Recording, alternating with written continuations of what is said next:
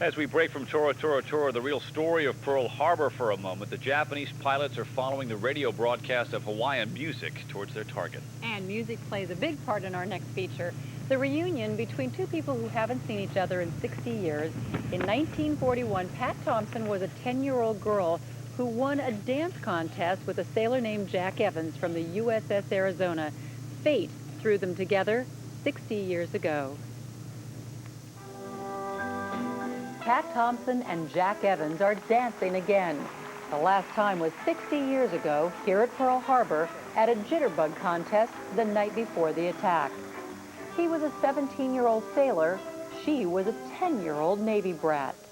The MC asked if there was anybody in the stands that would dance with this little girl. There was no contest. We won it very easily, although the other dancers were good. But the little girl just caught their imagination. They took home the trophy. Pat's father invited Jack to Sunday dinner on the 7th, but fate intervened. I was awarded the Purple Heart for the wounds I received that day in the foretop of the USS Tennessee. I was determined that one of these days I was going to find out if my dancing sailor was alive. 58 years passed. Each had no idea how the other fared in the attack. Pat wrote letter after letter to survivor groups. Finally, one caught Jack's eye. I had a message that I heard that said, if you're Pat Thompson, I'm your sailor, and my name is Jack Evans, and left his phone number for me. Well, I screamed. It turned out that Pat Thompson and Jack Evans lived about 15 miles from one another in San Diego. They're both here in Pearl Harbor again, the first time since that happy Saturday night before that awful Sunday 60 years ago.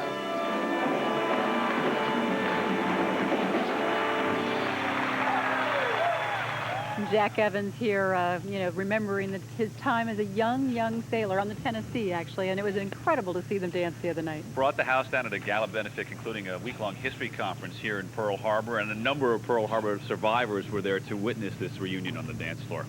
Up next, Tora Tora Tora, the real story of Pearl Harbor continues, and the attack begins. We'll also hear from an American serviceman who has been criticized by some for 60 years for his role on December 7th, 1941. Now we'll hear what he has to say.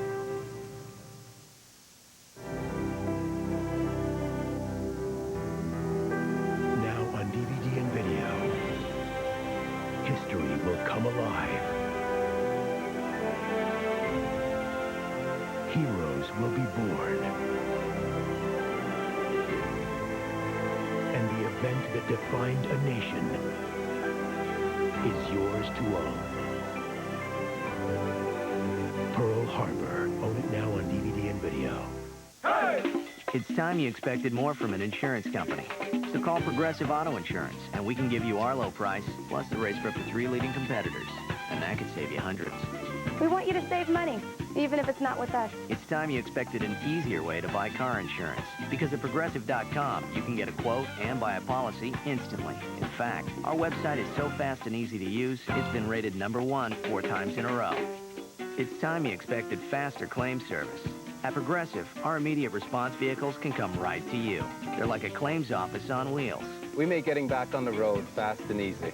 Visit Progressive.com or call 1-800-PROGRESSIVE today for fast, friendly service 24 hours a day.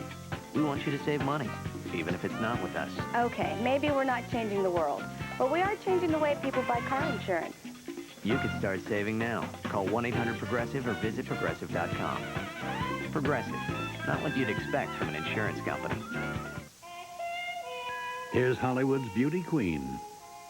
Oh, hello, it's Liz here, and I'm... Oh, sugar, what's wrong? Perhaps a calf's liver treat will appease you. Too slow.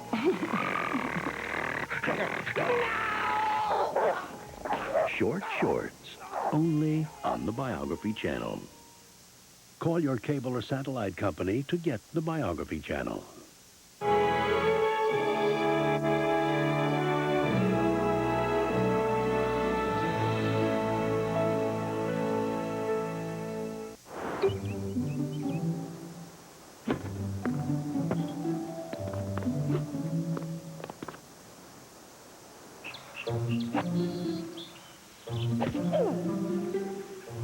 More!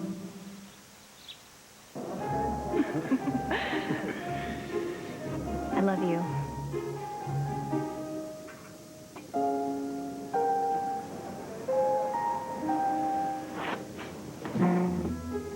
Bad timing can cost you. I love you too. That's why there's Ameritrade Advantage. Our advanced analyzer software helps you quickly sort through information, and our streaming data page enables you to size up the market at a glance, so you have all the tools you need to make timely decisions. Ameritrade Advantage, because timing is everything. To find out more about Ameritrade Advantage, visit Ameritrade.com, and while you're there, check out our new 10-second guarantee. The Pearl Harbor attack reported by KGMB in Honolulu is said to have been carried out by 50 to 100 planes, and a half an hour ago, it was said to be still continuing.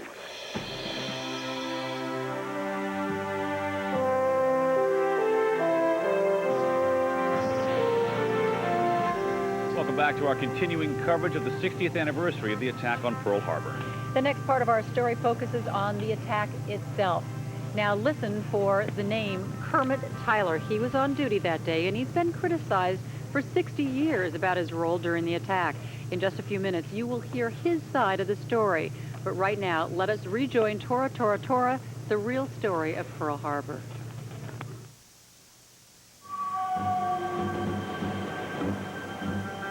The destiny of a nation was about to unfold in a matter of hours. By 6 a.m., the Japanese task force was in position. Kermit Tyler was the officer who assumed the Japanese planes were B-17. Some have found it difficult to forgive him. We gave him the chance to tell his side of the story. 88-year-old Kermit Tyler is back in Pearl Harbor this week. Like so many of his fellow survivors, he has come to reflect on what happened here and what might have happened if things had been different for him on that fateful day 60 years ago. On December 7th, 1941, Tyler was a lieutenant, a pilot with 4 years in the Army Air Corps under his belt. But that day, he had a special assignment. He was charged with overseeing all the radar intelligence for the island. The systems had only just been set up to guard the military installation from air attack. It was a luck of the draw that you were on duty that morning from 4 a.m. to 8 a.m.? Yes, I was the first one on the list of lieutenants and captains who would be assigned as pursuit officers. The Wednesday before Pearl Harbor, there was only a telephone operator and myself. His first day on the job, he phoned his superior officer for clarification on what he was supposed to be doing. He said that if anything went wrong, they were to consult or to call him. The radar sets were so new, they were only put into operation a few hours a day. Tyler's first day on the job ended without incident, and the following Sunday, his second day in that position, he began at 4 a.m. On his drive to work, Tyler listened to the radio in his new car. He noted the unusual programming, Hawaiian music with no commercials and no announcers. And I heard Hawaiian music.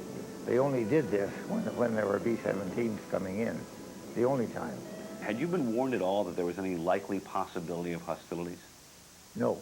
This facility was certainly not the one that was recognized that we'd gone from war to peace. This was where after the war started and you knew you had attackers coming in, it would tell you where they were. Tyler received a call at 7:02 a.m. from a private at the remote radar station some 20 miles away at Opana Point. The private reported there was a group of planes headed toward Oahu. Tyler thought he knew exactly what they were. And it was in my mind that they were B-17. Now, the one thing that I must say, I think I was at fault because I didn't talk longer with him and learn what I could. I should have talked to him. And I wonder even if I had, whether it would have made any difference. Tyler stands by his response, but has been depicted for decades as the man who said, quote, "Don't worry about it." How were you treated by your fellow officers in the days, weeks, even months after December 7th? I was treated very friendly. They said they would have done the same thing. An inexperienced lieutenant answered the phone. Excuse me, sir. The presses. has been unfair, I think, sometimes. Tyler was called before the Roberts Commission within days, which ultimately placed the blame for ignoring warnings from Washington firmly on the shoulders of Admiral Husband Kimmel and Lieutenant General Walter Short.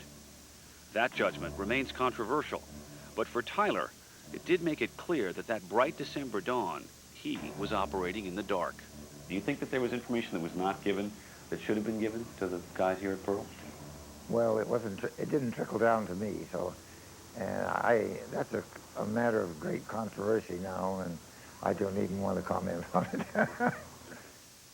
It is difficult to speculate on what might have occurred if Tyler had rung the alarm bells that day.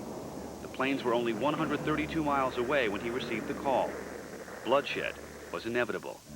The question remains, how many lives would have been saved? Up next, the Arizona is hit as Tora Tora Tora, the real story of Pearl Harbor, continues.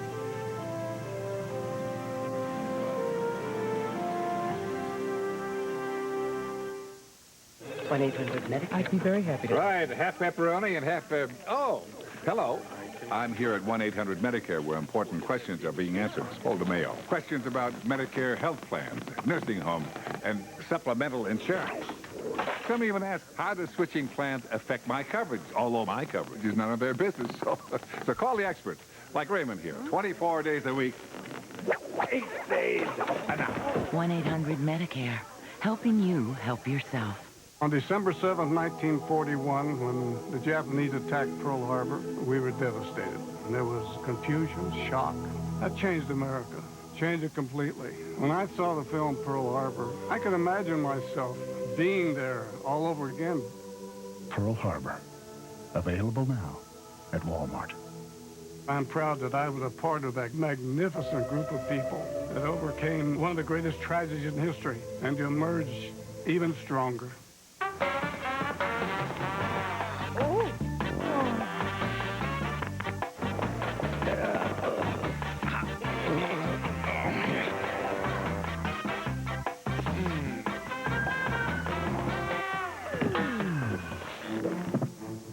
The Percussion Massager from Homedics. Unique percussion action like nothing you've ever felt. It's no wonder it's what professionals use when they're not being, well, professionals.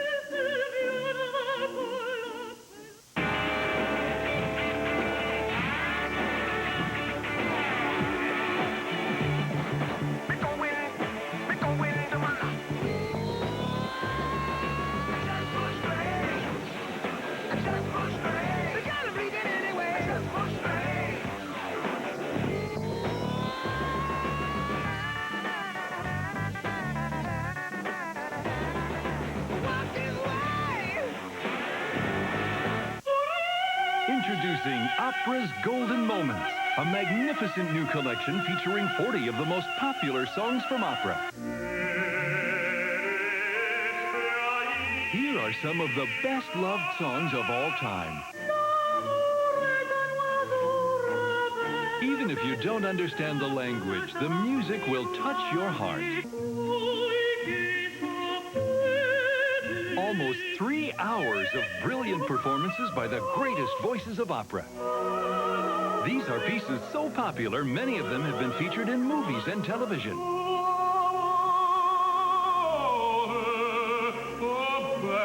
So many of the world's most beloved artists.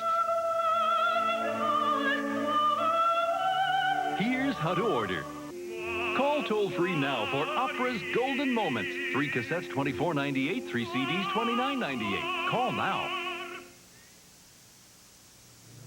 We now return to our story at the terrible moment when Battleship Row became Ground Zero. The USS Nevada attempted its escape. Its anchor dragged over the emergency water mains leading to Ford Island, where we are now, and destroyed them. Coming up, we'll bring you a unique perspective on the attack from a Japanese pilot who retraces his deadly flight path from that Sunday morning 60 years ago. Stay with us. I am the Firestorm Cordless Multi-Tool. I am 3 tools in one. I can saw, I can sand, I can even drill. I'm a one-man construction crew, and that's just the way I like it. I am the Multi-Tool. I am built by Black & Decker.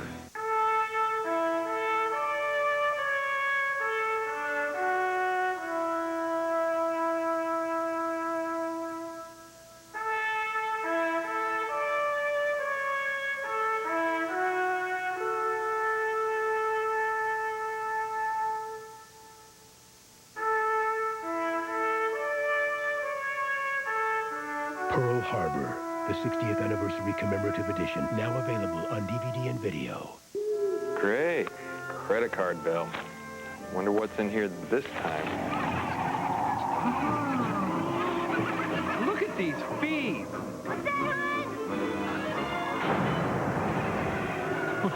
One rate for purchases. A higher rate for cash advances. And those telemarketers. Relax. We switched to Capital One's new no-hassle card. Capital One. Introducing Capital One's new no-hassle Platinum Card. No balance transfer fees and no telemarketing, plus one low fixed rate on everything from purchases to cash advances. Check your mailbox today and get Capital One's new no-hassle Platinum Card for one low rate and none of the hassle. Honey? You okay? What's in your wallet?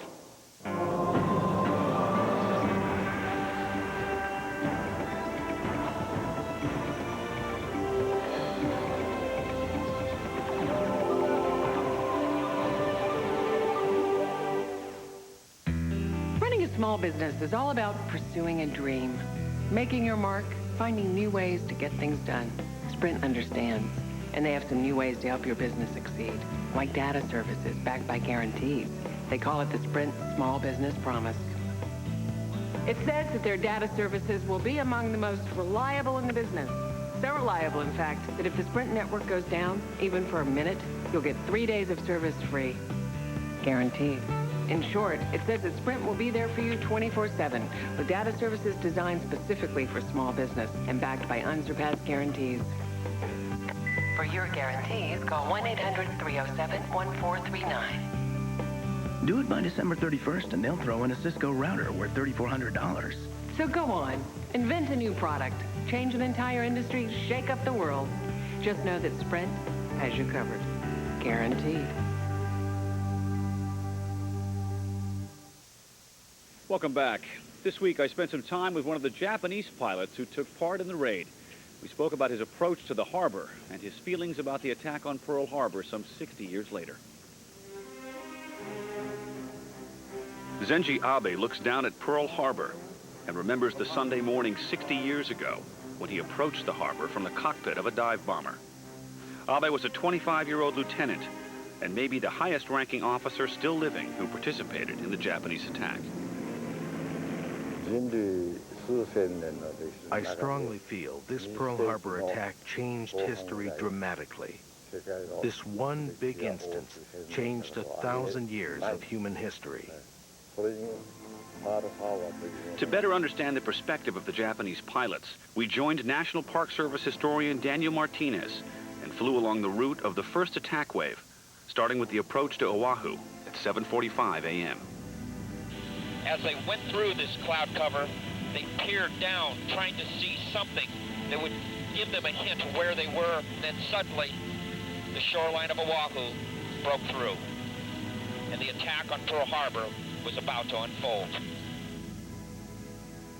The planes split up and head toward their assigned targets, first the airfields, and then the Pacific Fleet.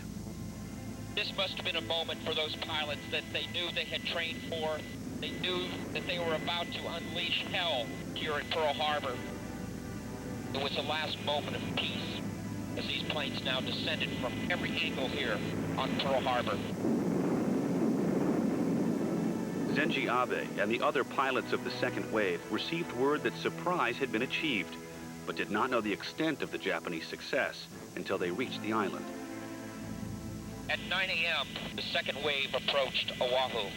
They could now look at Pearl Harbor and at Hickam Field and see columns of smoke rising. They had seen that the first wave had done their job, and now they were about ready to deliver the knockout blow. I was assigned to drop the bomb on top of an aircraft carrier. However, when I arrived at Pearl Harbor, there was no carrier. So my mission was to drop the bomb on the main battleships in Pearl Harbor that day.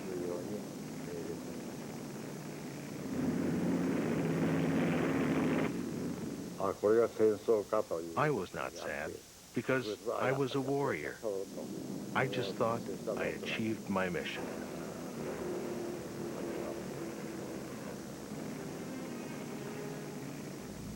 Incredibly, those planes will depart and head back to their aircraft carriers, knowing that they have now dealt a death blow to the battleships, the main battle line of the Pacific Fleet. 50 years would pass before Abe returned to Pearl Harbor. Since then, he has worked to forge friendships with his former enemies, including Richard Fisk, survivor of the USS West Virginia. I want people to know that there can be reconciliation, there can be forgiveness, and there can be peace. And Mr. Abe and I, we live by 3 words: friendship, love, and truth.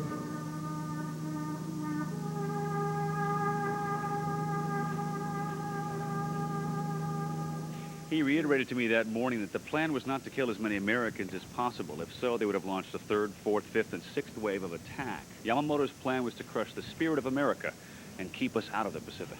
He was part of the 2nd wave, and right now we return to our story as the 2nd wave of Japanese planes arrives at Pearl Harbor and American gunners stand their ground. The survivors of Pearl Harbor, John Finn. Back in 1941, he was stationed at the Naval Air Base at Kaneohe Bay, and there were 15 men awarded the Medal of Honor for their heroic acts on December 7th. Today, John Finn is the last survivor of that group, and we thank you very much for joining us. We can actually ask you to take us back in time before Pearl Harbor. You were there as the Japanese were attacking the Chinese, what, 10 years earlier? That's right. 1931-32, my ship was the flagship of the Asiatic Fleet, CA-30, 8-inch, 10-inch cutter. I put her in commission 1930 and saved on her till 32. Then she was our first major ship that was sunk by the Japanese after Pearl Harbor. She got caught in the Battle of Sunda Strait. She and a little Australian ship, the Perth, and a little Dutch ship named the De Ruyter. They were all wiped out and destroyed by the Japanese right there at the Battle of Sunda Straits. Let's jump forward then, that 10-year period to 1941, December 7th. At what moment did you realize this was not a drill, that this was a real attack? Now, this is a little bit of a story, but I was home. We just brand new quarters at Kaneohe Bay. All of the enlisted men, they were brand new. Kaneohe Bay was a new bay. We had just got into our quarters, and we'd lived there maybe 2 or 3 months. My wife and I, who later on became a real war hero and a war veteran, we had quarters on the base. And the first thing that you hear, and this is the same old story, I was an aviation chief ordnanceman with 5 years experience as a chief, and my business was guns, bombs, torpedoes, anything that killed people. That was my business. So when the minute I heard machine guns go, who the hell's firing machine guns? Hey, it's Sunday. Hey, why are those guns firing so slow? Our machine guns were the most rapid-firing guns in the world at that, our 30 calibers. And why are the planes not following the flight pattern? Hey, how come they're single-engine planes? Our planes, PBYs, it's what we had, 3 squadrons of PBYs, 12 planes. Okay, their planes were flying over the barracks. And then about that time, I saw a plane flash by my window. I was wide awake, but hadn't got out of bed. All right, I saw a plane flash by. Oh, we didn't even have any curtains in the buildings. They were brand new. And I said to my wife, that's a carrier plane. Now, I had served on the old USS Saratoga and the old USS Lexington, and I, as a sailor, had participated in these air raids. So that's what everybody thought. Damn Army's flying tactics on, every kind of thing like that. But I knew they were carrier planes. But it went by so fast that I couldn't form any idea of what kind of a plane it was, except it was a single-seated plane. Naturally, I knew it was a fighter plane. That was just knowledge that you picked up. So then about that time, I heard a rapid feminine knocking on my front door, and I didn't have a stitch of clothes on. I jerked on my dungaree pants, got decent. We had a 3-bed. We were rich. We had a 3-bedroom apartment on the base. My wife and I had to put all my guns in. Okay, I went down there and opened my door, and here stood Lou Sullivan, a real attractive lady, and she was the wife of my leading petty officer in my own ordnance gang. I had a 30-man ordnance gang. All right? I said, what the hell's up, Lou? She said, they want you down to the hangar right away.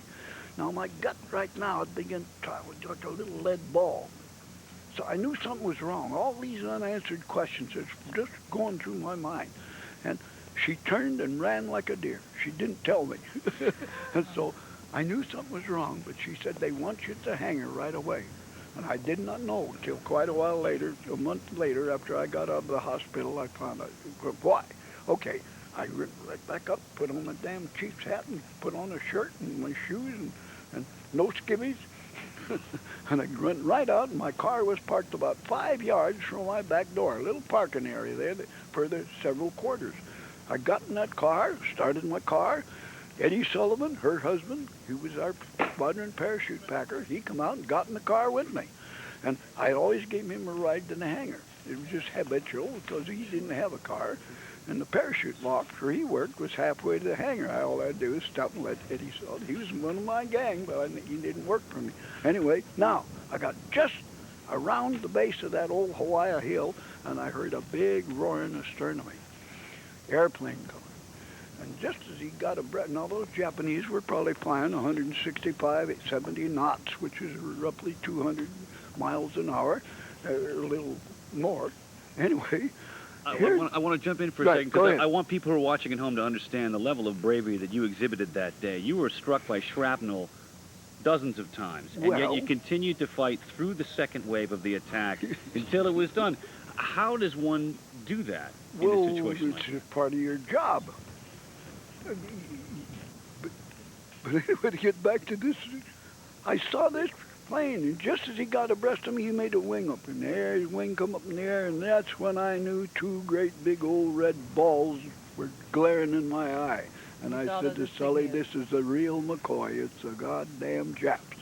And he said, I threw my car in second gear, and I just wound that thing up all the way down the range. It was a mile to the hangar from our quarters, and I'd gone maybe 200 or 300 yards. Now, that's when I knew it was the Japs. You want to know. That's how I knew it was the Japs. As soon as they banked you, you saw the red sun on the wings. And he was making a run down to our boat docks or down to wherever the planes were. See, planes were parked all down on the beach. There's an area there. Let me ask you one more question, because I want folks to understand. What do you hope that future generations will remember about what happened here at Pearl Harbor? Well, that's a thing that I hope. You know, our youth have not received lessons in patriotism and love of our country and respect for our flag and respect for our Constitution, our Bill of Rights. They had not got that for many years now. We've got a bunch of kids, and they're smarter than we were, and they're, I think, just as good Americans, but they have not got lessons in patriotism. And I would just hope with all my heart and soul that this attack right here, I was right back in New York when that happened. I just got there the night it happened. I mean, the day before. All right?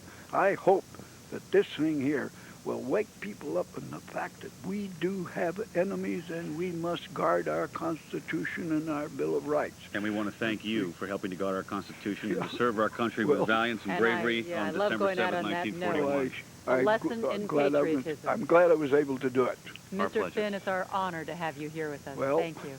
I hope you got something here. Yeah, you certainly did. It's a long, long story, and it goes on all the rest of that day, all that night, all the next morning, and they really worked there. And then I got put in the sick bay, and I was there till the 24th of December.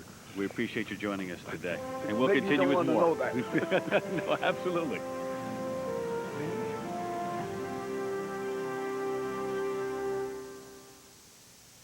Americans love a winner and will not tolerate a loser. Experience the legend that is Patton. If we're not victorious, let no one come back alive. Winner of 7 Academy Awards, including Best Actor, Best Director, and Best Picture. I will be proud to lead you wonderful guys into battle anytime, anywhere. Patton, part of the Fox War Classics. Now available on video and DVD. Oh, hello. Have you heard about 1-800-Medicare? Yes, you have, because I just told you. Must be broken. You can find out what Medicare covers, get information on staying healthy. Whoops. They'll even tell you what Medigap is, which is important to those who have a gap in their Medi. Oh. The bottom line is, for healthcare questions, turn to the experts at Medicare.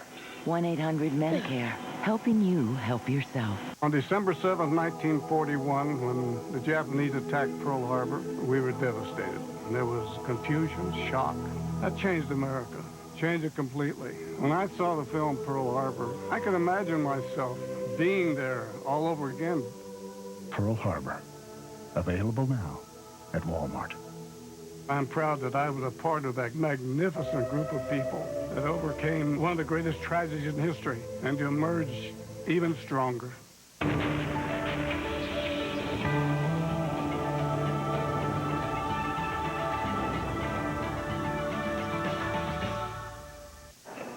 What would you like? Pink Posy Princess. Pink Posy Princess. A pink Posy Princess. Someone has got to tell these folks about Dell. Maybe that someone is you. At $8.99, a Dimension desktop with an Intel Pentium 4 processor is the perfect gift for anyone. Call or go online today and get a free CD burner or an all-in-one print center. Dude, I want a Dell. Holiday values made easy. Easy as Dell.